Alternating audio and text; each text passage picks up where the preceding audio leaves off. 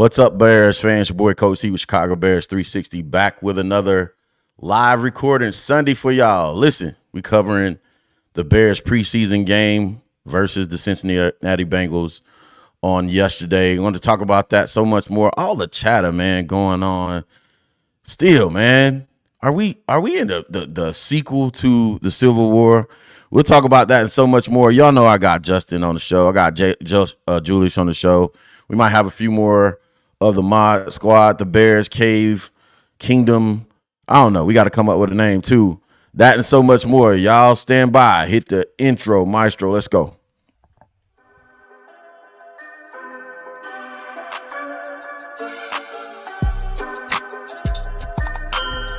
Life like chess move to pieces. You know I roll in silence. On the road to them Benjis, I fill my teeth with diamonds. The Lord done put me through some tests so I can learn my lesson. They take advantage when you cool, I can't control aggression.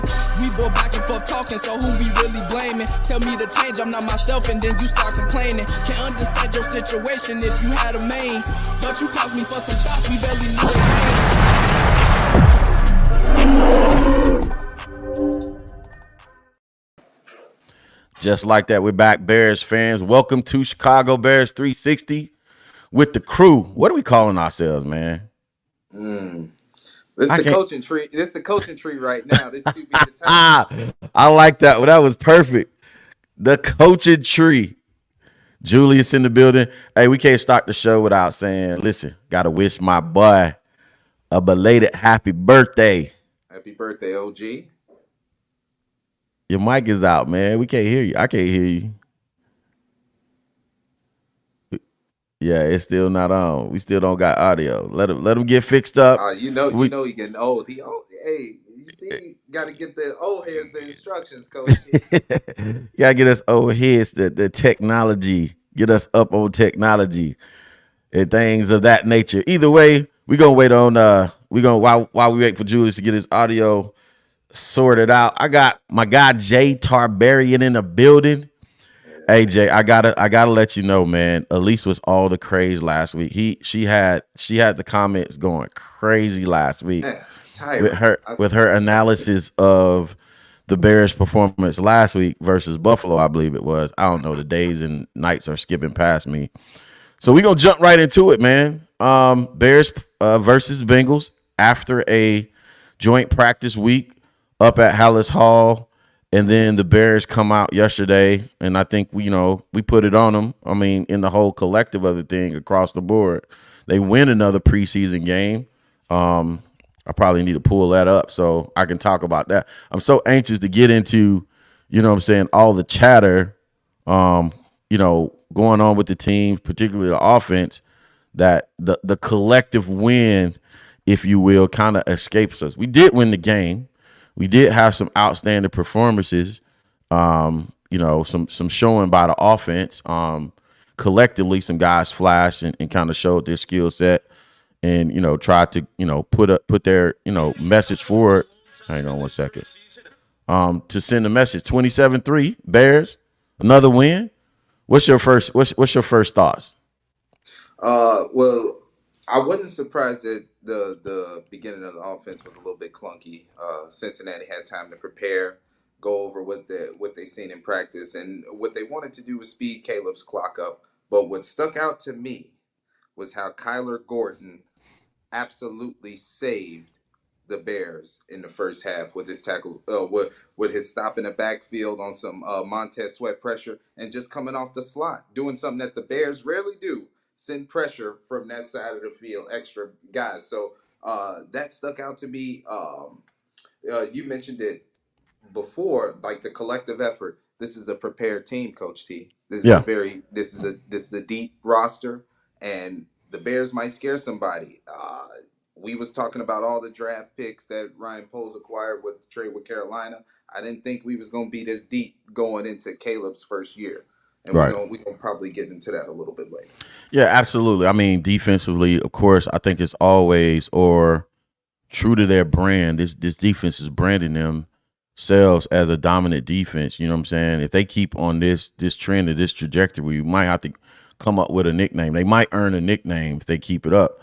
To your point, the level of depth, and particularly in the defensive backfield, man, is something to marvel because it's just not. It's just not. Of course, Kyler had a great game. Jalen's doing this thing. He did his thing throughout the week. Saw the clips, highlights throughout the week, basically sending the message to the league, like, what I'm saying? It's that meme. It's that meme from that one guy down in Florida during the court case. Jalen is making a statement. If y'all think I came to play with y'all, God damn it, I'm not. Yeah. Y'all hear me now? Yeah, we Yeah, can hear you you good. fine. Like, nah, Julius in the building. We got the audio. So, so it's like that. The defensive backfield, um, is it Strowman, Jones? Like those Blackwell. dudes, bro, they not no pushover. So if we even gotta go to dime sets, you know what I'm saying? We gotta go under dime. It's gonna get, you know what I'm saying? We can run with you. And that's what we have to be able to do with Green Bay having, you know what I'm saying, wide receiver by committee, and all those dudes can play. So we're going to have to be able to match those guys player for player and kind of play fast break football. But I agree with you. Defensive side, I thought true to form, true to brand, we're dominant. What do you think about the offensive performance? I've seen a myriad of kind of takes on, not takes, but, tweets, if you will, that on the offense, and it ranges from we're the greatest thing since sliced bread to it was trash, it was clunky, it was whatever. So let's get into it. I'll bring Julius in on this one. Give me your first opinion, Julius. What's your thoughts on the offensive performance yesterday? um, I would say it wasn't from the first team. It wasn't that impressive. Like they still got a ways to go. Sure, DeAndre Swift was out. It just it. I don't know. I don't know. Like it just didn't seem. It seemed like they couldn't get it going. It took them a while to get it going. You know what I'm saying? So I think the offense can be explosive, but he's gonna have games like this where it's not working. You know what I'm saying? Like it doesn't like what Caleb was started with 0 for 3, 0 for 4, something like that. Yeah, well, I know we had three straight, if I'm not mistaken, we had three straight three and out. So that's And I never didn't good. and I didn't see they didn't commit to the run early. They decided they want to come air it out. And maybe that's just trying to figure some things out, but yeah, I don't know, man. It didn't look great. I'm not gonna say it was the worst thing ever, but it wasn't like it didn't light nobody light the world on fire. You know what I'm saying? To me, What's your thoughts on it, Justin? I was okay with the offense considering like Caleb was 6 for 13. Let's just isolate him for a second. He was 6 for 13, but a few of those passes were throwaways. So we got to take that in consideration. I feel like the species of quarterback that Caleb is, you got to key in on him being careful with the ball. He was very careful with the football yesterday. Here come So the animal kingdom analogies. I yeah, just no, want I was okay bring with it Caleb. bring it on. I'm looking forward to it. I'm just I was I I'm was warning okay the with it. audience. Yeah, because like okay, I'm gonna be honest with you. Let's just compare him to you know who. Yesterday, you We go know get who. into that too. We not running from Yeah, it, by the way. yeah. Yeah. He had a very erratic day yesterday. I'm talking about Justin Fields because his Hmm. eyes wasn't surveying the field. It was looking for an escape route.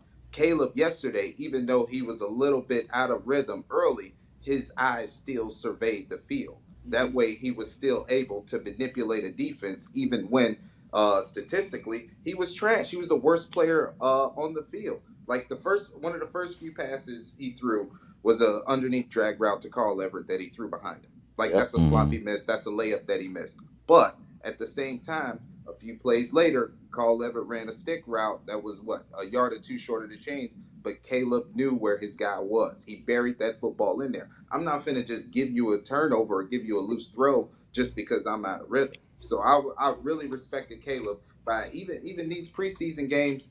They don't really matter, but the conscious awareness to still protect your box score and protect field position. Like you got, even though he said Torrey Taylor wasn't supposed to play, look at how Torrey Taylor bailed the team out yesterday. He did. That Absolutely. first I one mean, was disgusting. crazy. I mean, crazy with the leg. We gonna get into Tory at some point, but Three 350+ yard boots, no touchbacks, Yeah, That none. man, I'm that sitting man here out there like, bro, struggling, I'm bro. doing the math in my head where he's punting, actually not where they're snapping the ball from, but where he's actually punting the ball from and where it's Yes. actually landing. And I'm like, bro, nah, he's as advertised. By the way, quick shout out to everybody in the chat. Shy, Scott, you're gonna have to send me the like pronunciation. You got to put that in the chat of your last name. I don't like butchering people's name. My guy Bobby in the building. Michael, Bear Truth 9, Joseph Archer's in the building. Just want to give y'all a quick shout out as we get into it. Here's my assessment of it, of the offensive performance yesterday. Of course, like I said, I think defense did their thing. It's a little bit tilted and slanted because we had Cincinnati Bengals practice week, joint practice week, right? So they saw each other all week. Mm-hmm. They saw each other all week. And what did I tell y'all at the beginning of the preseason? How this thing is going to go throughout this season. So I'm conditioning once again the chat, the fan base on my perspective of this season with Caleb Williams. I'm starting with you know who, and it's Shane.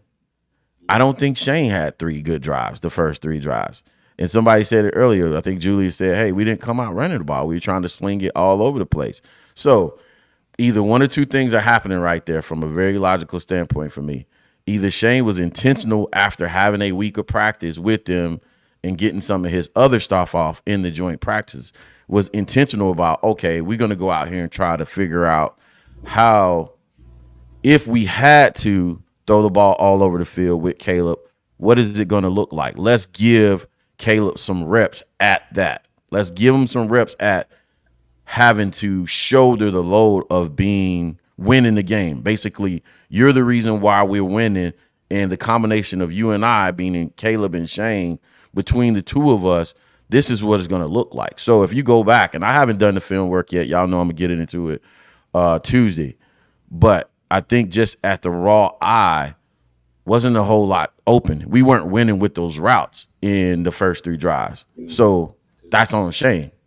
That's on Shane. Shane has to get he got to get in his back, and that takes a little bit of time. Now, it's different. I'll say that because I almost jumped into, you know, I'm in that same process right now with my offense. Like, I'm trying to figure out what works, who's where on the field as far as skill set, wide receivers, you know what I'm saying, between the tight end and the wide receivers, who can I get open where, and all this other stuff. So it takes a little bit of time.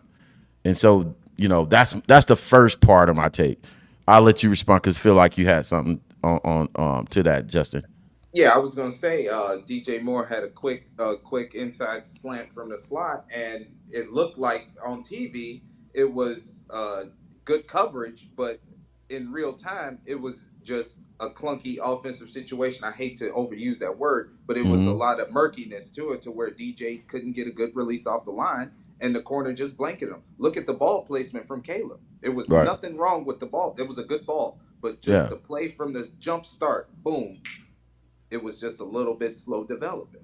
Yeah. They like I said, they've seen it's a fine balance right now too. And then you also, I think I saw Greg Gabriel tweet about the red zone. What I've been saying about the red zone, to repeat what I've been saying about the red zone game. He says, like, it seems like we get in the red zone. A lot of these drives are stalling in the red zone. He said, I don't think Shane is showing his best stuff in the red zone. And I agree with him. I would not show the league my best stuff in the red zone packages right now. But it's still to be said, right? First of all, I gotta acknowledge this because I brought it out earlier in the preseason that I'm gonna be watching to see when Caleb wasn't on the wristband. I haven't seen him on the wristband. I did see Justin on the wristband a lot in Pittsburgh, by the way, and that's where it Okay. stuck out to me.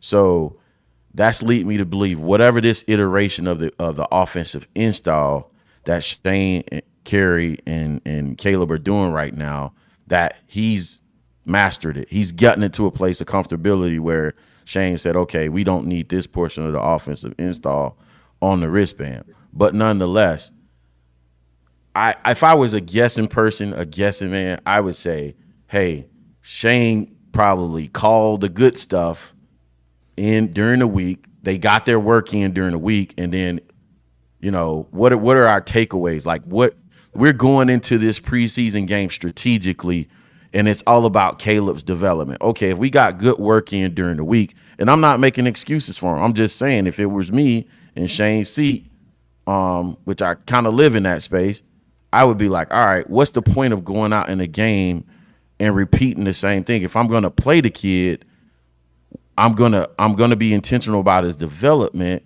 And if I'm intentional about his development, what's the point of repeating what I did during the week? If I had wins during the week in calling, runs, this, that, and the other, or calling a real actually play call or script, then let's go out there and say, okay, Caleb, let's dump it on your shoulders. And if you had to drop back and throw the ball 50, 60 times a game, what is it going to look like? You and I. Let's work on it. Could be an excuse, could be real, but you know what I'm saying? Y'all beat the take apart. Y'all take it apart. Am I am I smoking that good stuff? No, I think we talked about it before, and you said it on another show. Preseason is a time to try to figure out some stuff, right? You want to figure out what you can and can't do, what you're good at, what you're not good at, and then, help me if I'm wrong. There may be plays that you thought may work for this offense during the preseason. You like, yeah, no, we're not using this, and you may not see it until the middle of the season because you just didn't feel comfortable with it. So I think they were trying some things to see, okay, what may work, what may not work. Um, let's try this, and plus, again, people have said it, and it's like some people dismiss it because Caleb has amazing arm talent, which he does. But Mhm. people dismiss Soldier Field like it ain't real. Like playing down Soldier Field is not real. It's different The playing down. worst playing surface in sports. Yeah, and it's different throwing the ball there too. It's not what people, you know what I'm saying? It's different. So Caleb has to get used to that too. You know what I'm saying? Like that's just something, and I'm sure it took him a little while to figure out, okay, I could put touch on this ball like this, or I can't, because he, as you seen later on, he had them couple of touch throws. He had that one insane throw down the sideline to Rome, and he had the other one when Rome's out of bounds in the back of the end zone. So it's like I think it took him a minute to figure out, okay, Soldier Field is different. This ain't, and I think they wanted to see how it would look like as well. So I'm good with your take, bro. Yeah, no, I'm gonna be, and so on the flip side, because I saw somebody say, I am famous. KT said, what I'm saying, it was one practice, it wasn't the whole week, and pardon me if I over exaggerated the number of practice, but that's still a look, and that's still, hey, we coming out and we're competing, right? So whether they're doing 7-on-7s, 11-on-11s in practice, or they doing running back versus linebackers in 1-on-1s or pass rush drills 1-on-1s, they still get a feel for the team, and you're still going to compete in that practice. So I'm sure if they did 11-on-11s, you know what I'm saying? Again, I'm coming out with a script in that practice, right? And why waste the practice? Why waste the practice if I'm there, right? If I'm there, if I got you there, I'm like, hey, all right, we're going to come out. I'm going to script this practice if I'm Shane, and I'm going to run my good stuff that I want to see that's not being filmed on national TV, by the way, Mm-hmm. in this practice versus the national TV game where everybody and their grandma has access to the all 22. And that being said, but if we have to isolate Shane from this situation, all in all, Caleb, I like Jay's assessment, and we can dive more into this of Caleb's play. Mm-hmm. Again, I'm super impressed with the command and control of the offense. And it's not her hyperbole. It is what it is because, again, I'm walking through this situation in 4K in my own life doing an offensive install. And the level of detail, getting the play call in on time, you know what I'm saying, get it regurgitated, get into the line of scrimmage, breaking the line of scrimmage, no false starts, no pre-snap penalties, getting to the line. He actually, how about this? Did we see this yesterday? He checked to a run call. Mm. Did we see that? Mm-mm. No, I missed that. He checked to it. I saw, and my eyes were like, trying barely. I was fighting to hang on as I'm watching the game after being on the road for so long yesterday. He checked to a run call. He checked out of one of Shane's play calls. They have a check in. This is This is ahead of the schedule stuff. I'm not hyping y'all. I'm just telling y'all this is not what I'm expecting to be seeing at this juncture in the season. He checked to a run call. I think it was checked to a mid zone, outside zone, and the play actually went for yardage. So but the fact that Shane has it in, which is a simple thing to do, but hearing that, what are y'all thinking? Like, Well, I mean, let's just be quite honest. The offense have been on time and they've been cohesive. I'm gonna give you a prime example. Look at the game Braxton Jones had yesterday. Firing off the line. He was probably one of the best players in Bears uniform yesterday, considering even though Caleb failed to capitalize on a lot of clean pockets, he still had avenues to throw on that side of the line because Braxton Jones was firing off the line, getting the play call. You know what I'm saying? In this situation too, Coach T, you just said Caleb's checking to a run call, so we already know he's not going off the wristband. And number two, he has the keys to audible. The Bears already said he's the quarterback day one. All of this is getting Caleb up to game speed in real time in real situations. Like, I love the fact that Shane Waldron put the ball in his hands continuously, even when Caleb was tripping over his own feet. You know why? Because Shane needs to know, how can you drive the length of the field? Especially it's 2nd and 6, and we need 72 yards to get into our, let's just say, our happy zone inside our own 15. How are you going to do that, Caleb? How? And how, I feel like Shane got a couple of answers with that, and it goes into him being comfortable with the installs, yeah. Yeah, him I agree with taking that. the reins. He Go ahead, definitely Julie. No, he definitely seems comfortable. Just his demeanor, like some of the plays that didn't work. I saw him looking at sidelines a bunch of times, like they ain't do the play right. Or kind of like, bro, what are they doing? You know what I'm saying? Like, so you could tell he knows what he's doing. In my eyes, like he definitely has a command of offense, which I like that. But I think I said this a couple of shows ago. I like the fact that Shane is flexible, not rigid, like the last guy. You see what I'm saying? Yeah. You could tell that Shane is being flexible with his guys and allowing them to be themselves, and I like that fact. So I think that has helped Caleb. Not that he's not putting the work in, because he absolutely is. You can tell he ain't using wristbands, so obviously the man's putting in a lot of work. But he's allowing Caleb to be himself, and they're calling plays that benefit that uh go along with their skill sets. You know what I'm saying? And not just run my plays. So I like that. You know what I'm saying? That's why I said I wasn't totally upset with the way that they came out yesterday, because I know they got to figure out different things. But I also like the fact that the offense seems like one cohesive unit. They just got to figure out, okay, this is what works for us. You see what I'm saying?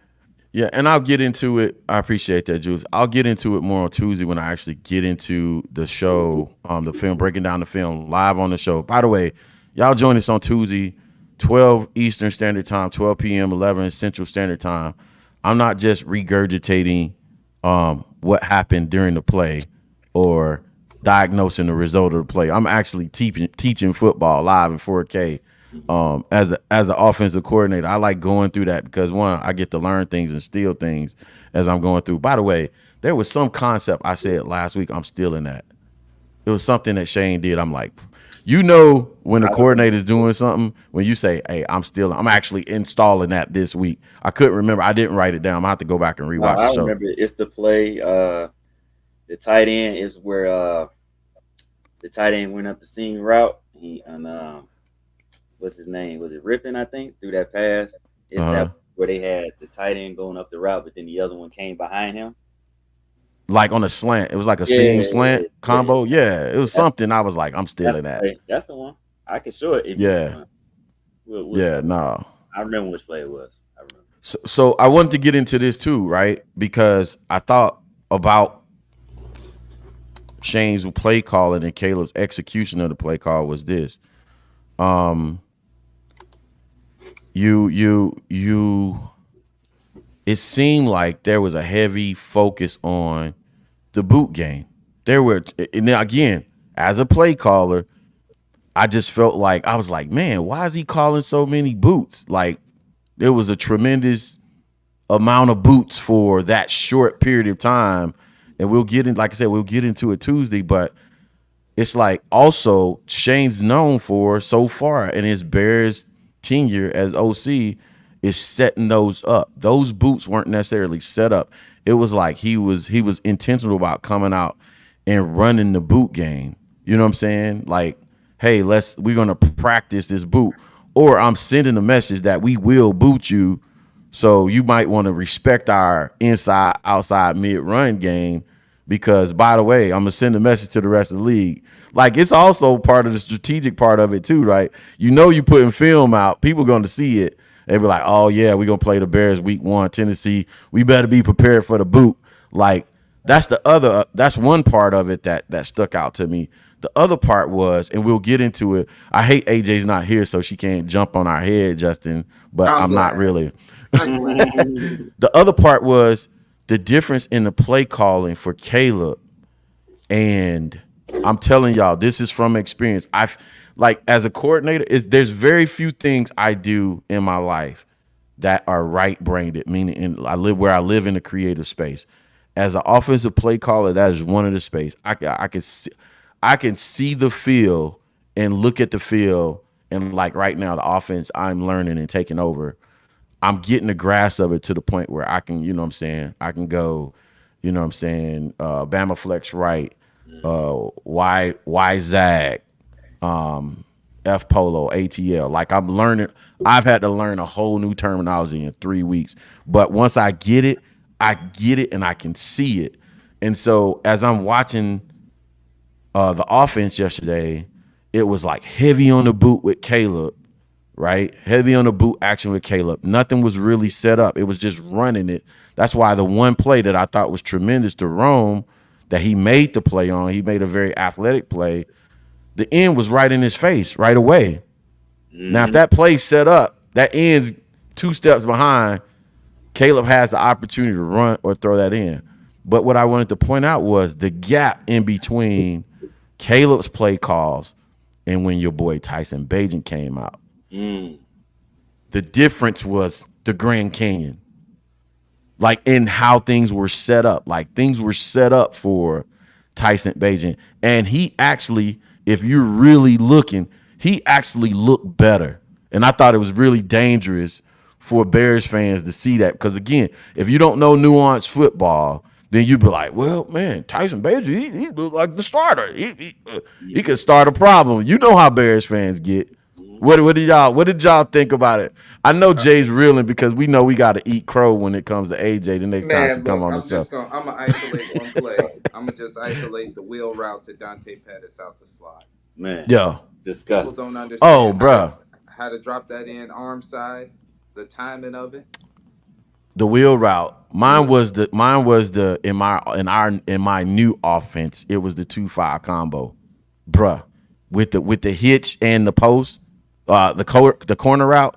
I just called that this week for big yards. I was like, bro, I just called that play this week for big yardage. So that's a nasty route combo versus cover 3, by the way. That's nasty, disgusting. Nasty work. And yeah, so watch this. Also, I'm sorry. Also, those guys were open, running wide open compared to Caleb had contested. Everything was contested with Caleb. Yeah. You know what? I think you. So you made a comment recently. You said, and maybe it was you or somebody else. They was talking about. He thinks some of the defensive players on the other teams are like, we not letting this dude get off on us. You see what I'm saying? So maybe Mm-hmm. I'm not saying the second team wasn't playing hard, whatever, but it's like I think some of the, like you said, I think some of the teams when they first teams out there, they got extra motivation. They're like, yeah, no, you're not gonna be the poster boy. You ain't getting off on us. You're not doing none of that. Pause. You know what I'm saying? We yeah. not letting none of that happen. So You ain't finna be your high. We finna be on your highlight reel. exactly, like no, it's not happening. So they're gonna put. I think they're gonna play even harder. You know what I'm saying? When they get out there against him versus Tyson, and we all know Tyson can throw the ball. I like that Tyson looked comfortable, and I think, and again, me and Elise said that he's gonna be number 2. I think Rippon had his little moment as it is over with. So Uh, I don't know, man. Yeah, Tyson's not overtaking Caleb, but I feel comfortable if something happens to Caleb, God forbid, and Tyson has to step in. Have we lost? Are we losing the bet already, Jay? Is Um, Tyson? man, look, 7 for 8, 87.5 completion percentage, and like you just said, Coach T, Shane was dialing up some plays for Tyson, and you had to execute, and he did exactly that. So I mean, I don't know if we eaten crow yet, but judging off of last game, this seems like a backup quarterback situation who's going to be a little bit more valuable than holding the iPad. I feel confident. I feel confident, and this is the thing, right? Me and Jay was talking this pre-production, right? And I said this. I said, man, with whether we're having a conversation, and this is a new perspective for me, right? This is a moment of clarity, if you will, for me about this whole Bears DIY media thing, and being on Bears Twitter the whole night. We know all it could be a little bit volatile, right? Especially coming out of the uncivil war last year. But this is the new perspective I have. Whether it's a take, whether it's a fine point that we're arguing or debating about Bears football, it doesn't matter to me, because if I'm wrong, most times than not, if I'm wrong and I'm not siding with, like, I'm not like all in on Caleb, or I'm not all in on Flus or something like that. Usually if I'm wrong on a take and severely wrong on a take, then that means the Bears are exceeding expectations. That means Caleb's exceeding expectations. Like, now, everything that I said last year, and y'all, listen, this is not a, what I'm saying, head nodding podcast where everybody just has to agree. I actually, these guys know I watched, them for a year in Bears spaces on Twitter to understand the dynamic and personalities we have on this show. You know, if going back to last season, my whole thing with Caleb was his resume showed that he didn't do XYZ, all these like 5 things or so in college. You know, the offensive coordinator, head coach at USC Lincoln Riley didn't require him to do what Shane tried to do with him yesterday. Mm-hmm. Hold on. That's a revelation right there. Hold on a second.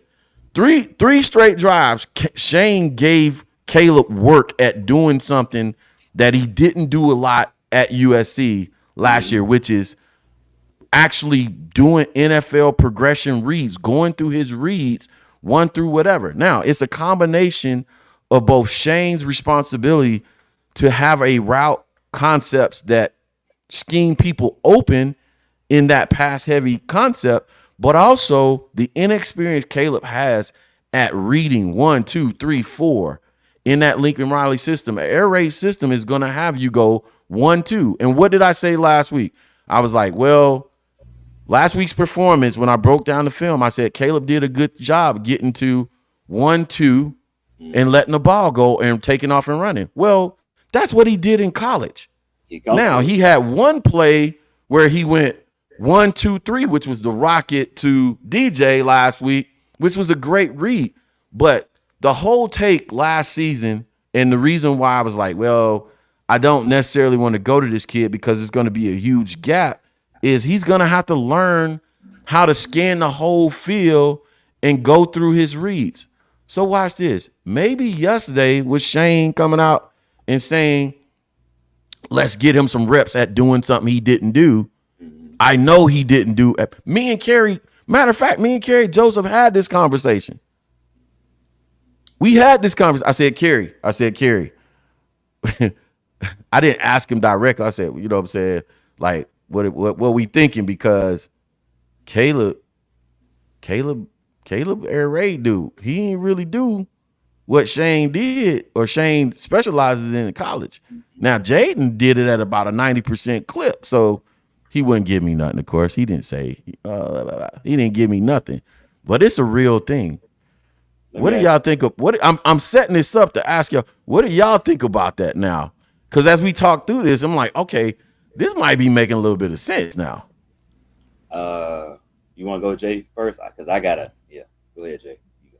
I was gonna say perfect time for an animal analogy. Usually, when leopards and cheetahs teach their cubs how to hunt, what they do is they bring a baby gazelle or anything, something easy Mm-hmm. to dispatch, and they look to see how soon it takes their cub to make the kill. What Shane Waldron was doing was the Bengals defense was the baby gazelle. I'm gonna see how you're gonna use your quarterback traits to subdue this prey. And it's fine because at the end of the day, the Bears didn't let the Bengals escape. That's the one thing you don't want to do as a hunter. Let your prey escape. Justin Fields in a Bears uniform, I love him to death. He let a lot of prey escape. Mm-hmm. So I said all that to say this. Yesterday, even though it looked turbulent, I still seen a young Caleb Williams surveying the savannah rather than just looking for an exit route. So Yeah. I was pretty okay with the It- situation because he's gonna I'll, make a kill. So I'll I, say this also, add this before Julius go. Although, even if the result of the play ended up looking like Justin Fields, right? I would say maybe I'm giving Shane too much coordinator. It's coordinator bias, offensive coordinator bias. Maybe I may be giving him a little bit more bias. But again, if I put myself in his shoes and say, hey, I know that 75% of this guy's plays in college where it was air raid, to read, get the ball out, or run around. I'm going to pick a juncture throughout this season or maybe the preseason where I say, and what time better than the preseason to say, hey, nope, I'm going to give you 3 reps. I'm going to give you 3 drives where you better sit in that pocket, and I want to see you go 1, 2, 3, 1, 2, 3, 4, 1, 2. You better at least get to your third read before you take off. That's fair to me right now. And I'm And going to inundate you with it. I'm going to overwhelm you with it until it becomes normal, becomes secondhand to you. mm-hmm. Go That's ahead. Oh, sorry. Go ahead, Julius. No, go ahead, Jay. You had your hand up. no, I I was just gonna trust you. I say, got. and it's important in anybody's development because it's a young baby gazelle now. But what Mm-hmm. if you go through this training when the gazelle grows up and it has horns? Then you could get hurt making some of the mistakes you would have made in the infancy of your training. So it's I like how Shane is doing it now because look at how even though Matt Nagy didn't want Justin Fields to play, look at how the learning process started against Mm-hmm. the Browns instead of somebody in the preseason. It's a plan. Yeah, Yeah, And they had a again, plan in again, place. I may be giving them more credit than, but if that's the case, then this is genius to me. This is like, go So ahead, that's Julius.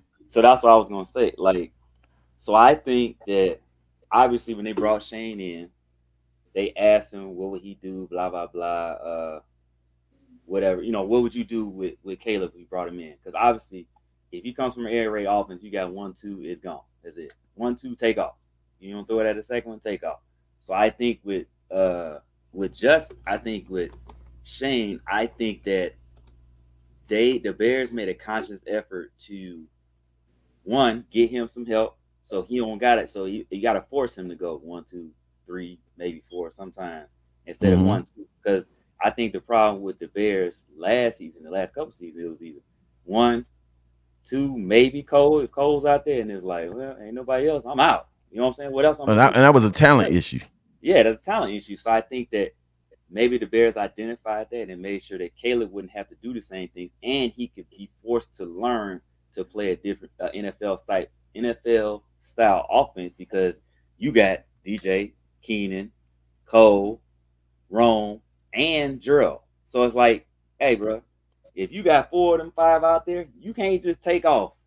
You know what I'm saying? Because you got Right. 4 guys out there, and all 4 of them can win their route anytime they probably anytime they feel like it.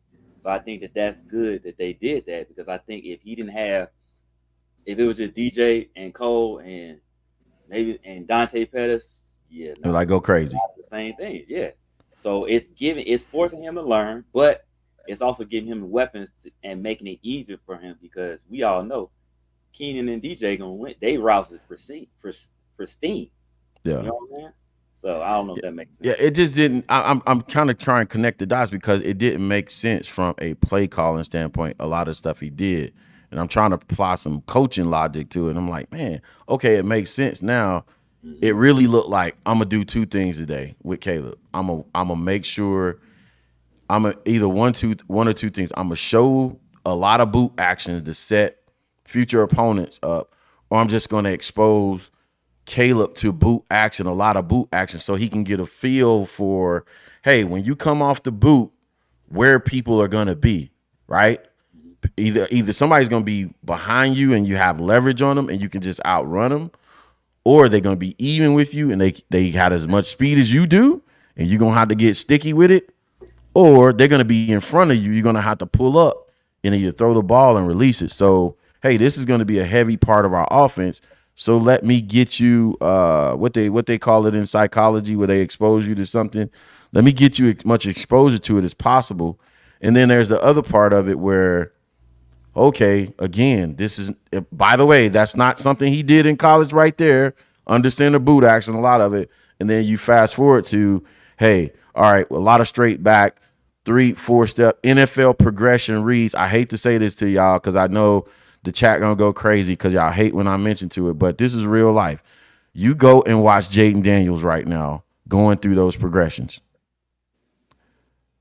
He's gonna hit the third man. Hmm. He's going to see occasionally the fourth man. He's already been there, done that.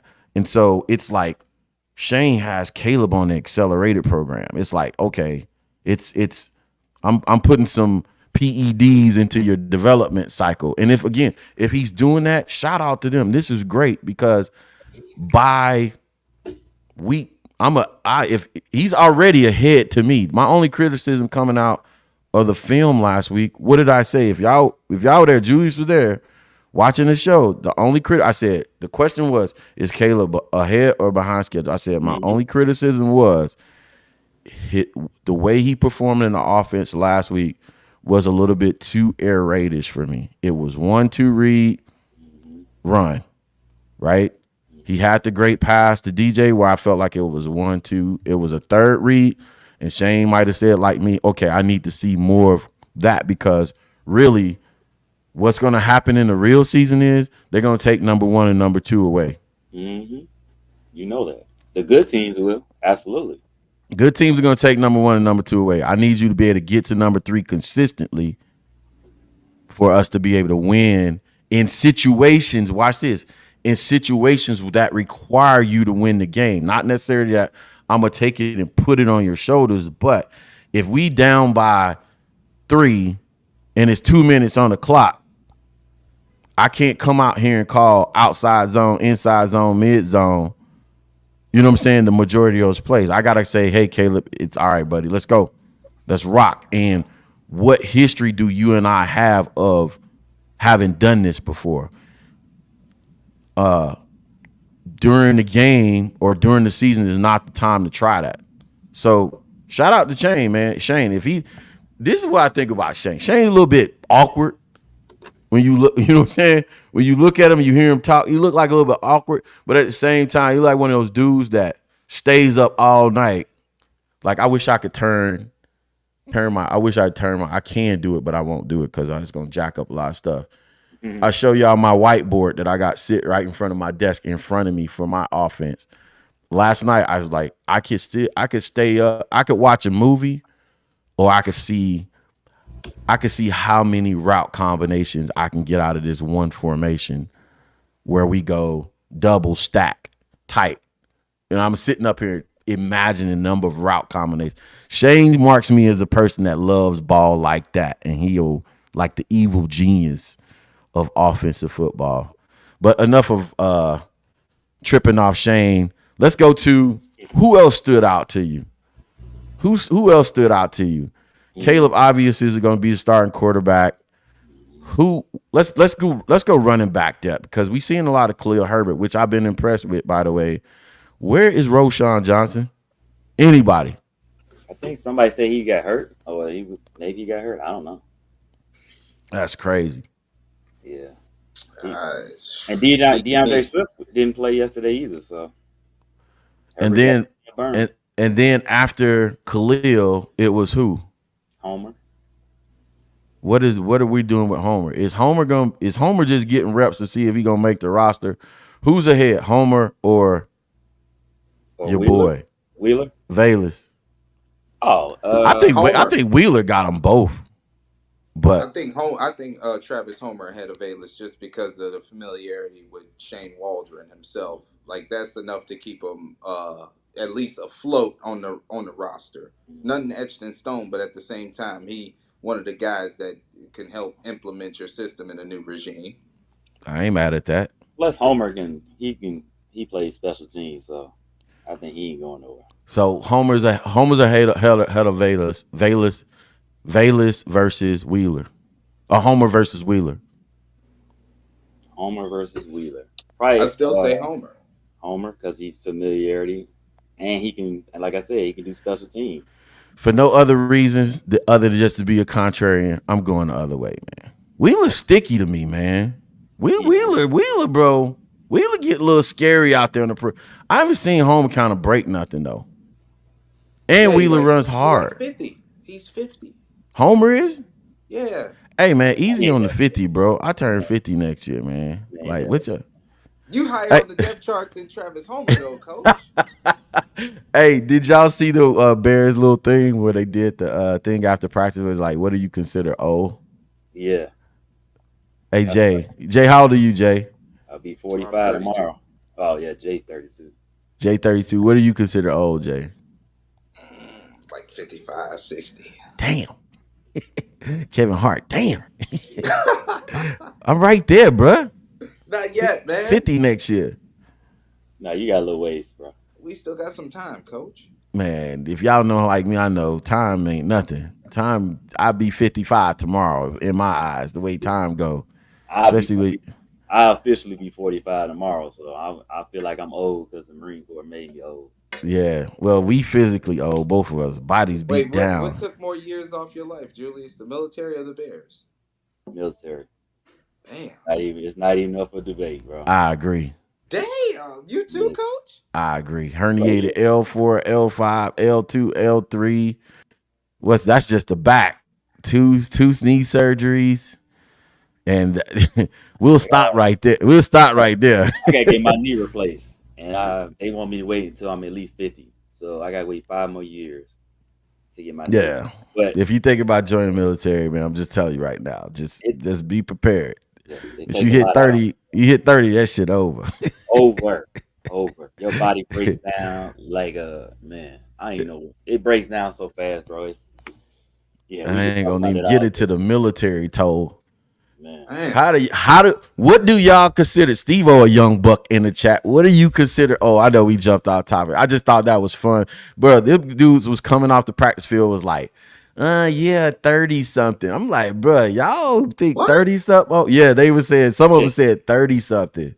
The only one had a good one was I can't remember. Somebody said like when you get I think Caleb had put a good take on it. He said I think he was 65, like right? 50 something, 55, 60. I think he You said know what I'm 65. saying? I think Yeah. Caleb said 65. Yeah. Mm-hmm. Hey, Somebody else had a I ain't really mad cool. I at you. can't remember who it was. You're right. Before we leave off the topic, I just want to say one of my favorite plays from Caleb was the throw to Tyler Scott that drew a penalty because that was an Aaron Rodgers play. That was the Mm-hmm. carbon copy of Aaron Rodgers bailing his team out, drawing a fucking penalty just by keeping his eyes upfield. I think it's amazing for him to take advantage of a situation like that while you still can't even get in a rhythm with stuff that you're supposed to run. You still got the whereabouts to catch, try to draw a flag and flip field position like that. Very resourceful from the rookie quarterback. Mm-hmm. I just want to throw Yeah. that. I liked the shaky move he did and tried to hit, Rome Duze in the back corner. I thought that was a good throw. Rome just got to get his foot in there. Like, listen, man. I love the improvisational part. And Julius sent this to me yesterday. He texted me. I agreed 1,000%. I love the improvisational part of Caleb. Since we're going back there, but we gotta, and this is gonna be, we gotta get the on schedule stuff working for us. That's great. It's great that we know he can do that. And again, the casual fans of football, they're gonna go crazy about that. This is not the Fantasy channel for point. that. Yeah, this is not the channel for that. Whoa. This is the I can recommend a Bears DIY podcast for you if you like the hype and hyperbole and all that other stuff. Mm-hmm. But from a coach's standpoint, it's just I'm always going to be about hey fundamentals. I know it gets boring and stuff like that, but you're going to win the 90% of the game, or 85% of the game, or 80% of the game with just playing within the offense. And then when it's time for you to have those magical moments, we know you can do that. But there's never a question for Caleb Williams. It was always, hey, can you stand back in that pocket and go 1, 2, 3? Ironically enough, and let's get into it because we not running from it. Ironically enough, all the Bears Twitter right now is Caleb comparisons to you know who being Justin Fields, right? Yesterday in his performance. And on paper, statistically, I think Justin had a better day. He had a better day. But I also think, and I want y'all opinion on this, these are two coordinators trying to accomplish two totally different things with their Absolutely. players. Go And, ahead. no, I was gonna say thank you for saying that because you mentioned the wristband and all that. I feel like Arthur Smith is taking a different approach with Justin, whether the different from what Shane is doing with Caleb. You know what I'm saying? So I don't want to compare those two. Like, oh yeah, Shane. I mean, Caleb is miles ahead of Justin. No, they just doing two different things. But also, like I said in the chat, you got two different talent levels on these teams, right? Justin ain't got the talent at wide receiver and tight end like Caleb does. So Quit how can playing. you expect them to be in this? You can't compare that. That's not even fair. Like you're Nah, trying to people say that people Justin don't go, care. and And I'm then not trying. I'm not trying. I'm just accepting that people don't care, Julius. I'm not even trying to be funny about it. It's no, like no, I get that. it is that you gotta if you play quarterback in the NFL, you have to be able to turn water into wine and feed 5,000, two fish and five loaves. That's just the bottom line.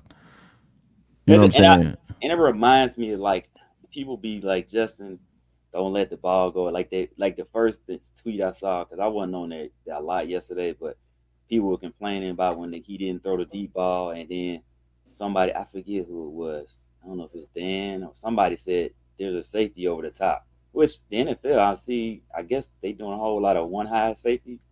Um, so it's like if you know this man, if you know Justin can throw the ball deep, you're not letting that guy get behind you, right? It Right. would be different if Justin can't throw the ball deep, then they don't even care. They ain't putting the safety back there. Then you can say you should let the ball go. But guess what? They know he can throw the ball deep with accuracy. So they ain't letting us, they not letting nobody just go run past them. And then the second pass, Chris Carter was like, the man stopped on the top of his route when he should have kept going. So that's Yeah, why his gate his gate obviously changed on that throw. yeah. Oh, but we also did you Justin? Did you? I don't know. I'm having an old man moment. You brought up the Tyler Scott pass interference call, right? Yes, For Caleb. he did. Yeah. Like, okay, I thought so because that's one of the plays I thought was going to be a dime, Dying. and that would have Yeah. probably been that to me. That would have been the throw to have Bears Twitter going crazy. By the way, Hmm. to me, I would have been like, that's the one. Like that was going to be over the shoulder dime. By the way, but are these dudes right now at this juncture? Like, is there? Because I got on Pat. I said this is just in the pre-production. I kind of try to I kind of got a went at Pat the designer in a friendly type of way. I was like, hey, because he was like, hey, nuance.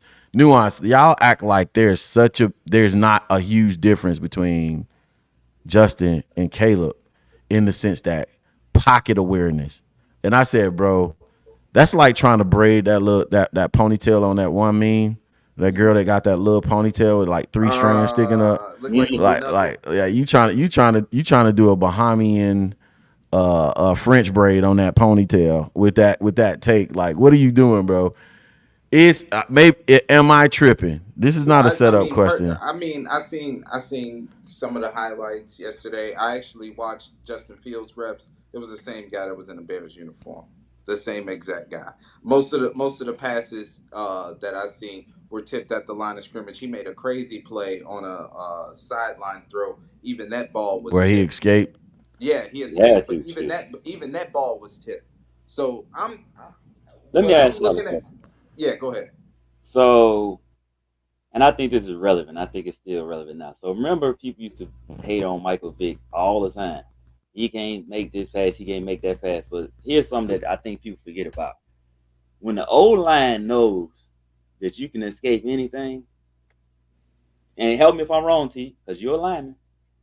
It's human nature. I don't think that they get their best effort blocking, knowing that this dude can get out. If I don't block this guy, he gone anyway. So I ain't worried about it. So to me, I just got to make it. I got to do a good enough job to give him a little bit of time, but I know he can make a play. With Caleb, if you block better, you give him a chance to showcase his arm talent. You know what I'm saying? Does that make sense? Does that make sense to y'all? Yeah, it's a conflict right there for me, right? I know where you're going with it. It's a conflict for me because I know how it's coached. If you got an athletic guy, you should be like, I got an athletic guy, so I need to block longer, right? And not Right. instead of like I'm gonna get the opportunity to take a play off. You should be like, I need to stick with my block longer. So I don't know necessarily that, you know what I'm saying, going to the psychology of the offensive line. I feel like as bad as, well, they haven't been bad in live gameplay, our offensive line, but I think there's a huge difference between our offensive line and Pittsburgh's offensive line right now. Yeah. I don't believe it will stay that way throughout the season either though. I don't believe a Mike Tomlin offensive line is going to be the same offensive line at week 15 or 12 that it is right now. I think they're awful right now in Pittsburgh up front. Worse than us. And that's Yeah. not that's not making excuses. They haven't had 2 good weeks of, like, you drop back, hit your back foot, and people are already on you. Russell got sacked 3 times. Case in point. The other part is, and we can have this discussion, is and I know this is a Bears podcast. I don't want people to feel like we run away from the controversy because I want all the smoke when it I comes to love the Justin controversy. Fields. Okay, that's your role here, buddy. Yeah, yeah. You're the straw that stirs the drink. Look, But I don't want people keep to think that love. we don't see the chatter we're running from. We ain't running from shit. We want the smoke We do. when it comes to that, because we're gonna have a realistic conversation about it. But let's talk about it though, because we haven't discussed this offensive line been getting smoked for all offseason, all preseason, about practices. Um, but they've been decent, with the exception of your boy. What's the right guard? I've seen Nate Nate Davis. Davis getting beat yesterday on the sack. And even that sack was probably like 2.5, 3 seconds that he at least held up. Mm-hmm. What do y'all think? How have they performed in games? I'm not talking about, like, if you erase the practice stuff away from your mind and the tweets about what you heard about them in practice. How have they looked to y'all in games, in Uh, preseason games? Yeah, and I was just about to say, I spoke on Braxton Jones earlier. Perfect example. Look at what he did yesterday. You want to talk about Pittsburgh's offensive line not giving Justin Fields a chance to even create. Um, Braxton Jones not only held this block, but he was able to finish and continue to where Caleb was standing on one side of the field with the defender 8 to 10 yards away from him.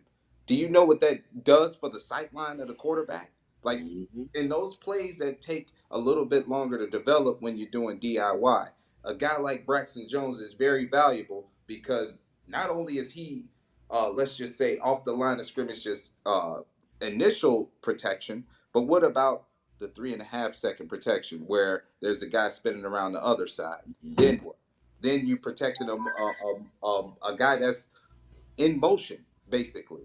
Like, I feel like this offensive line has met the task. Look at Darnell Wright on the other end. You haven't heard nothing about him. You know why? Mm-hmm. He's been quiet. What about Tevin Jenkins? Tevin Jenkins, low key, has been eating people alive ever since he cut his hair. I'm Mm-hmm. talking about cannibalism. Hannibal.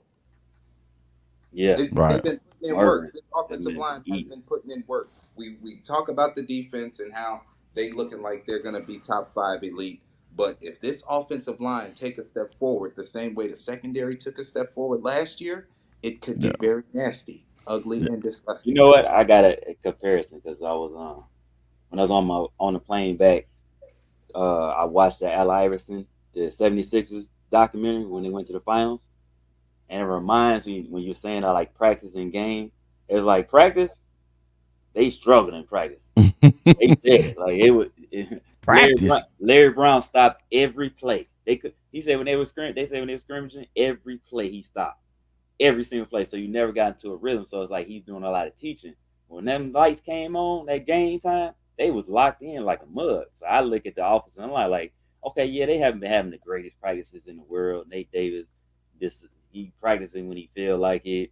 You know, they've been rotating the centers, but I think when it's game time, they like, yeah, nah, we finna eat, we finna test some people up. You know what I'm saying? Because they get to finally, quote unquote, let their hair down and test some Yeah, people up. You impose know what their I'm saying? will, Julius. Yeah, That's what they get to Yeah. do. You get to hit Impose their something in will. another jersey, right? exactly. I actually made that comment last night talking to our head coach. I said, man, I feel like the kids need to hit somebody in another jersey. They tired of beating up on each other. It's different when you line up and like, hey, this is not the dude I need to I got to sit next to in the locker room in about, you know what I'm saying, in about an hour. You know what I'm saying? I got to beat this dude down and I need to go.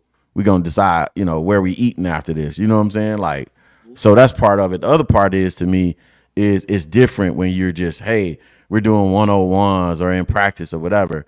And then there's also a scheme to it. There's a rhythm to it.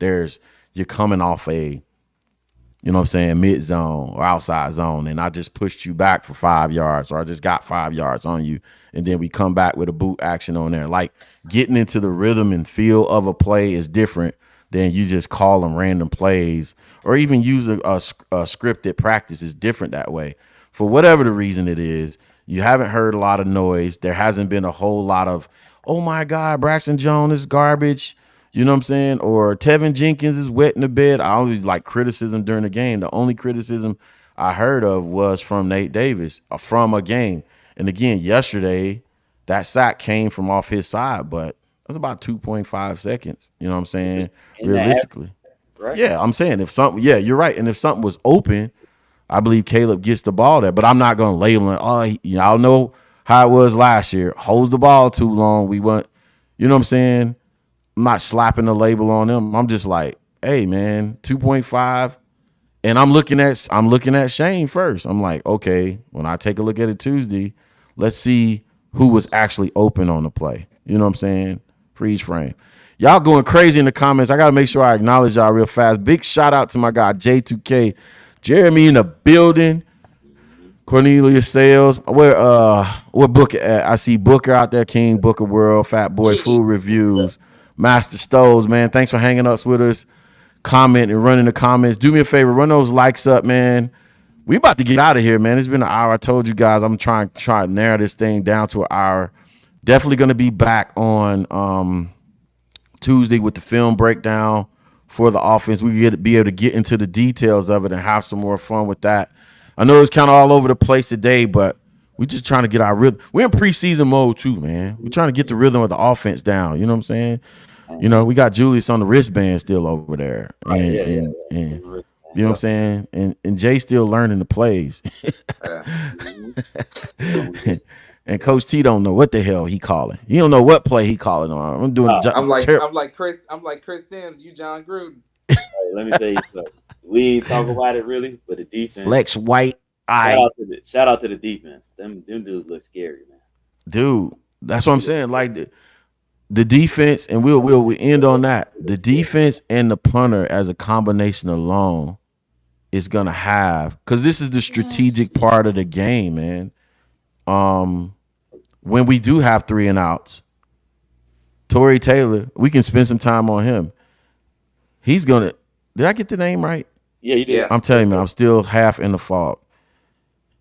Dude punt the ball from the 35 and pin it inside the 10. That's crazy. Like, we have say we have a 3 and out. We take the ball on the 25. We make it to the 35 only. 3 and out. We only get to the 35. This dude can ping you inside your 10 where offense have to start inside their 10 inside. every time. Like, how is that fair? And I think we said it like in one of our first shows. So the people that's thinking, oh, Caleb may throw for 4,000. Guess what? If Tory Taylor is punting like he punting, how the hell they gonna get the Ain't gonna Hey, be, 4,000 it off? ain't gonna got be bad enough news for you, stat boys and the Hey, fantasy football fans. It's got to go. Don't Hey, do this take to me, Tory coach. Taylor. Take Tory Taylor. That's what I want. Man, I'm trying to tell y'all, bro. You know how hard it. And I said this in that show. Remember, what was it? The Bears was 2018. They had a lot of short fields. Yeah. They did. So how the hell you gonna get the 4,000 yards if your offense is starting at the 50 damn near every time? That's it, bro. You literally would have to And abandon that's the a running game to pass just for him to get the 4,000 yards. Cornelius Sales said Daniel Hardy be a younger version of Yannick. But we got so many nuggets we missing. Oh, by the way, we didn't mention Austin Booker having another great day. Yeah. He didn't have a crazy sack numbers, but Nah. dude, first guy off the bench in the defensive line rotation, coming in and wreaking havoc. And he's getting national attention now too. Gervon Dexter looks like a monster. Zach Pickens, I seen him finally do some work. Hey Jay, what's up with this light-skinned dude Renaissance, man? Like, I don't know. I tried to tell you guys a few years ago when the y'all White making Sox a comeback? traded for Moncada.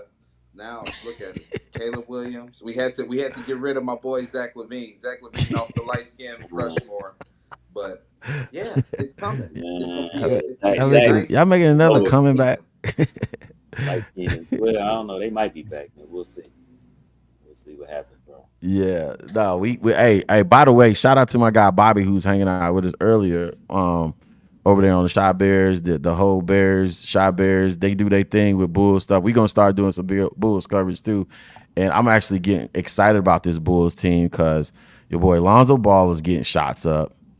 What's the dude from Australia that you know they were Josh talking Giddey. about? Josh Giddey. Him and I Lonzo was the same guy. People don't know Josh Giddey is just Lonzo Insurance. Yeah, I was just kind of like, I don't know if I was excited of Josh Giddey coming off the old allegations throughout the season. I ain't think the Bulls would touch that. Oh, but allegations aside, he can play. Like I that's one thing. It's one of them things. Like, can he play ball? Yeah.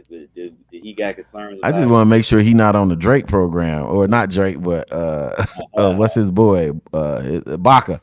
He ain't on the Baca program. You know what I'm saying? Hey, we don't need that kind of smoke in Chicago, man. Like, hey, chill out. I know that was low. We just got over R. Kelly. Now Josh right. You try to we try to erase that stigma off the city, and then they got the big kid this week. Oh yeah. What you call him? What's his damn name? You know, you gonna call him Big Light Skin? Wembenyama? No, they got the big thick kid. I forget his name. I wish. They got that 6'10"? The one that's from Hinsdale? Thick athletic kid. Yeah. They got about, Kenny Lofton Jr. Yeah, Kenny Lofton Jr. There you go. That was a low key good pickup because you don't really pay premium dollar for a guy that's actually pretty skilled. Yo, he can play for real. Hey, let's. I'm gonna give Raging some love. He said, man, he's worried about the O line is like we just talked about that, Raging. We thought the O line with the noise that we had at preseason, at the beginning of preseason, that they're performing better than expected thus far. Again, whether that's Shane's scheme or they're just actually better, which could be the case. Like I'll give you an example. We had a preseason game. We had a scrimmage 2 weeks ago, week and a half ago. O-line was trash. First half, trash. We couldn't get nothing off. I went to coach. I said, hey, I'm going 70 protection for the rest of the game. Start moving the ball like crazy. Scheme will cover a bunch of holes. You know what I'm saying? It's all, you got to see it, but also you have to know what you have from a Shane perspective. So Shane has to know, hey, okay, I got a V12 engine in that offensive line. I got guys that can go one-on-ones when they're one-on-ones. If you know you don't have that, then you be like, okay, hey guys, we're in 60 protection. Otherwise, unless I otherwise say something different. If I say something different, in that particular scrimmage game, I was just like, I don't know these kids, so we going 70 pro for the rest of the game. In some cases, I went 80 pro. I had two backs and a tight end and protection program because I was just trying to manufacture a touchdown. Did It y'all be see? like that sometimes. You Did know what I'm y'all see saying? the screenshots about the Raiders fans about Luke Gessie? Oh Oh, my they already own it. god, they are like, what is this dude doing? Who is Yeah, going? Who? Hey, Courtney Cronin. I need you while you're at ESPN. I need you to go ahead and pitch the Bears Uncivil War 30 for 30. I'm requesting that right now. that'd be nasty work. I want the Luke Getsy storyline. I want the Ryan Poles storyline. I want the Justin Fields and the Caleb Williams storyline. Oh, It has to be, by the way, it has to be a 5-part series that lasts for at least a week, meaning you run it from Monday to Friday. You have to run it like the Jordan one, where you just don't do the one. last You got to do, dance. I need at least 8 episodes. Yeah, And you have to cover the media too. We're part of the study. The media, Bears social media is part of the storyline. So that's 5 storylines right there because you got to cover the media going back and forth with each other. I want to see what's his name that gets on everybody's nerves. Cap. Who? Cap. I want to see Cap. I want to see Cap going crazy. I want to see people. I want to see Lawrence Holmes. I want to see Herb Howard. Of course, I want to see myself because it was my idea. They gonna have Danny Parkins on that too. It's crazy stuff. Oh, hey, big shout out to Danny Parkins. Danny got a promotion, man. Danny Yeah, out of there. congratulations, bro. Yeah. Danny out of there. Danny hit it over to FS1. Who's replacing him? Real quick, real quick. Who would be the top replacement? This is a trick question. Who would be the top replacement for Danny Parkins on 670 to score? I already know the answer. Who? I mean, obviously Lawrence. Who's it? Lawrence, Who's it gonna be?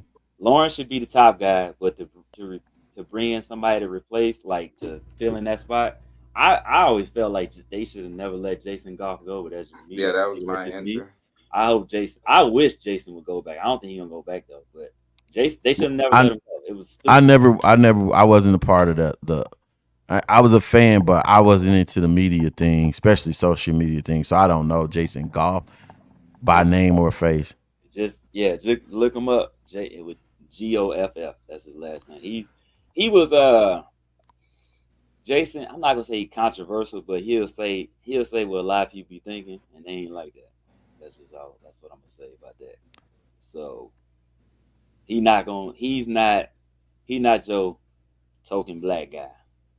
Oh, okay, because that was gonna be my next question. Is it does Jason have some melanation to him? That, Because he fully melanated. It ain't even questions. Like Nothing like me or Caleb. no, he is. oh, he said he Yeah, fully melon. yeah, bro. He on the Bulls. Yeah, he on the Bulls podcast on Good Point KO. He's on the Bulls. He's hosting the pregame and post Oh, game. that's what's up. I might have to reach out to him, man. Try and have him on the show during Oh our no, I never knew that name. yeah, Y'all Lawrence know who Bulls. my candidate name is. I don't know Jason like that. Mhm. I feel like what's big bro, the big homie is already on there, so I wouldn't consider him Yeah, Lawrence. Lawrence the big homie, by the way. I wouldn't consider him as far as being part of the cast, right? So I wouldn't throw this name out here. Throw Herb Howard in the ring. yeah. The little big homie. I feel like Herb would do That'd a be great good job. because if 670 looking for somebody like Danny who could get the porcupine quill sticking up, I think Herb Howard. Yeah, Herb is. Yeah. Oh, Herb gonna clap back though. Yeah, that's what Herb they is a want. good one, but they Who have to do. who the fuck is Brian Urlacher? They can't have like Herb and Spiegel wouldn't work together. Wouldn't work well together. So, but Spiegel is the is the other one. He's the other one. He was on with Danny Parkins, yeah. but he was on Oh, with is he the guy who wears the glasses? yeah, Glasses Who's and the hair older mono. guy? Who's the older guy? Bernstein. Okay, Bernstein. hmm Bernstein So look Italian to me. so Spiegel and Golf used to be together. So little quick little story. Spiegel and Golf used to be together, and then they moved Golf with Bernstein, but it just never like The they never chemistry really had wasn't the there. chemistry. Nah, and then Golf ended up leaving, whatever. So and then they moved Spiegel with Parkins when Parkins came over. I'm So open for a guest appearance. I cannot relocate to Chicago. It's absolutely too cold up there. I hate y'all infrastructure as far as how they run the city. Too many Big Brother camera What lights is at every what is corner. this? I'm just going in right. I'm having a moment. Where is this coming from? Hey, it is what it is. Absolutely too cold. They run the city like shit. they absolutely You get too many parking tickets for just doing common shit. Just hey, I just want to park my car. You got to have a permit for everything. Hey, if you just want, hey, in Georgia, if you just want to start a business, start cooking barbecue, you can just pop up in a random barbecue and start getting money. And we can make turns at a red light without permission, highway and without rock, getting a ticket. I do that too. highway Big rock, brother, big brother be on y'all ass up there. You know bro. what, Let me tell y'all something, Coach man. T, I might get in trouble saying this. I don't come to a fucking complete stop all the time.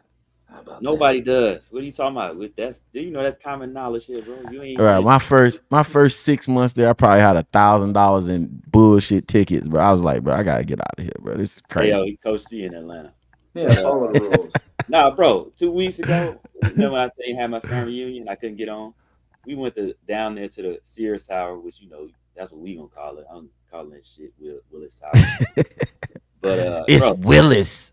It's bro, Willis. man, we parked across the street in the parking garage.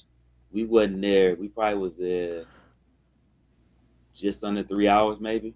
$62, bro. That's crazy. How we get? My man, That's crazy. That's why when I come, I stay out in the burbs. It's worth it. When I come, I stay out in the burbs and I Uber the game. I get me an Uber XL so I can already be sauced up, and I Uber the games. By the way, which games we going to this year? we gotta talk about that. We still ain't figured it out yet. Uh, well, I'm already on the hook for DC. Roller said you can walk around Old Block like you In want to. October. Once you leave it, What you game y'all can got or going can't. on? Can't walk around Old Block. Do not No, listen to Raging Oracle. Not from here. We no, got I know. what about the Indianapolis game? That's in My Indy wife. though. It's gonna be in India. My wife is gonna be actually there in the city that weekend for a wedding. So I gotta hold down the fort. I was thinking about Houston early on, but I really want to go to Minnesota this year for some reason for a Me away too. game. I I love the haven't way been to that that stadium stadium. look. I heard Yeah, Minnesota's awesome. Well, hey, yeah. Minnesota then. Shit, I ain't never been there. I Well, ain't never we been to played I them. Minnesota. definitely would do away. Who do we play on Thursday or Monday night? I know Mm, we got the Lions on we got the Thanksgiving. schedule up. Let me see. We still got it over here. Hold on. We got it in here. Yeah. Where's it And let's get ready to get out of here. We just having some fun with y'all hanging out, man, with the crew. It's your boy Coach T, Julius, and Jay Tarbarian at? in the building, Chicago Bears 360s. Y'all Sunday host for the programs. Y'all know what it is. Coach's Tree in the building. AJ's mission, Bishop's mission. Coach T's coaching tree in the building. The coaching tree is in the building. Shout out to those that labeled the coaching tree the coaching tree. We gotta give y'all credit. Thanks for throwing that. Yeah, we gonna get t-shirts made, hats made, all that stuff. Y'all don't even understand. The coaching tree. 11. Uh, Yeah, one of these games got to be on a Thursday night. I'm That's looking probably gonna be my best bet because we gonna play on Wednesdays and Saturdays. at the Vikings. I think My team, it's the and I can't miss no games. oh, not that one.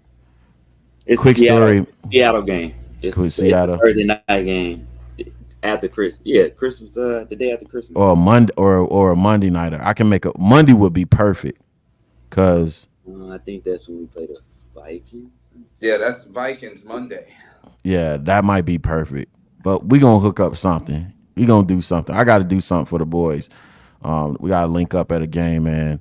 Listen, we gonna get ready to get out of here. I gotta take my wife to brunch, bro. Catch up with her. Once again, man, shout out to Julius. Happy early birthday to my young bull. You know what I'm saying? Still wet behind the ears though. Hey, by the way, just give us a quick before we get out of here. Give us a quick on Belize, bro. How was Belize? Man, Belize is amazing, bro. It was amazing. It was some of the nicest people that I've ever met in By the my way, shout entire out to life. you and the wife, man, on number 10, man. That's a Yeah, yeah, beautiful thing. We trying to bring Jay into the club. At least AJ is. yeah. We hit 10 years on Thursday, so appreciate the love, really. But yeah, We now trying, Belize was. we trying to get Justin the ball and chain experience too. We I don't went have to enough cap space to get married. yeah, We went to a resort, but it's like it wasn't like a, as they like to call it over there, Americanized resort. Yeah, So yeah. it was Western, beautiful, they don't bro. like it It was, westernized. That's good, yeah, actually. man. When you So go places and they give you the authentic experience of that country. yeah, we was ingratiated with the community and stuff like that, and like the town we was in was Hopkins. It was so nice, bro. It's just it was humid than the mug down there, but here's interesting fun fact if y'all don't know: the closer you get to the equator, the darker it gets. Early dark, it gets dark early, which we did not know that. So like Yeah. you like here, it may say sunset be 8:30. Nah, it's 7:30 there or 6:30. Like it was weird. Like Uh, you know what I'm saying? But other than that, man, it was amazing, bro. If y'all get a chance, go down to Belize, try it out. We got to see the Mayan temples. It was, and we did this cave tour. It was so awesome, bro. that's Amazing. what's up, man. Listen, man, we gonna get out of here, boy. Coach T. Always having fun with y'all. Thank y'all for hanging out with us in the chat, man. I thought it was good. Appreciate y'all participation. We're gonna have fun this season. We're gonna be real, but we're gonna also have fun with it, man. Looking forward to this Bears team and what they do, man. Looking forward to the defense coming out, lighting the world on fire. And let's watch the Caleb development process. Like what we're seeing so far. I think he's ahead of schedule, honestly. I trust Shane, man. Out of all the dudes, I ain't gonna lie. And I might be putting the cart before the horse. But all the people that's part of this whole equation, this new version of the equation, I trust Shane, and hopefully he doesn't let me down, man. So for then until now, man, y'all know how we do it on Bears, Chicago Bears 360, past, present, future. We bear down. We'll see y'all All right, next time. Peace. y'all. Next time. Oh yeah, check out me and AJ tomorrow, and then me and Coach will be on Tuesday and Thursday. So That's what's up. Yep, definitely check them out on. tomorrow at one Central, 2 o'clock Eastern. There you So go. Boom. There yep. you go. All right, get us out of here, Julius. Peace, y'all. Peace.